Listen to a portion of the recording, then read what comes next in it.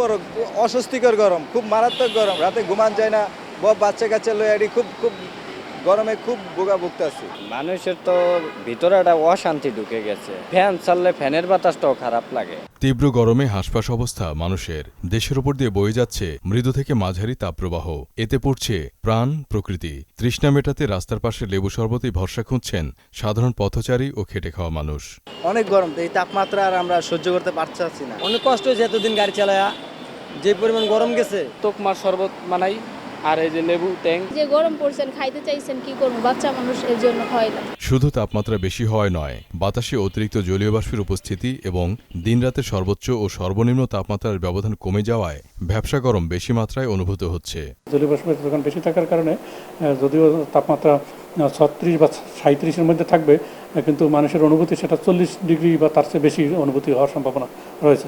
দেশের কিছু কিছু এলাকায় বিক্ষিপ্তভাবে বৃষ্টি বা বজ্রবৃষ্টি হলেও এই তাপপ্রবাহ এখনই পুরোপুরি কমবে না। দেশের 25 থেকে 50% এরিয়াতে সারা দেশেই বৃষ্টিপাতের সম্ভাবনা রয়েছে। এই বৃষ্টিপাতের কারণে এই যে তাপমাত্রা গতকালকে যেটা ছিল সেখান থেকে কিছুটা কমে যাবে, তবে সেটা কিন্তু মানুষের স্বস্তি দিতে পারবে না। দাবদাহ নিয়ে আরও খারাপ খবর দিচ্ছে আবহাওয়া অফিস। তারা বলছে, যশোর, ঝিনাইদহ, চুয়াডাঙ্গা, রাজশাহী, চাঁপাইনবাবগঞ্জ, দিনাজপুর সহ বেশ কয়েক জেলায় বইতে পারে তীব্র তাপপ্রবাহ।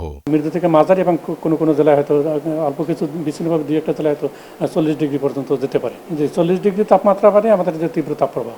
আবহাওয়াবিদরা জানান, বর্তমানে মিয়ানমার উপকূলের কাছাকাছি অঞ্চলে অবস্থান করছে মৌসুমি বায়ু। বাংলাদেশে প্রবেশ করতে আরও 3 থেকে 4 দিন সময় লাগতে পারে।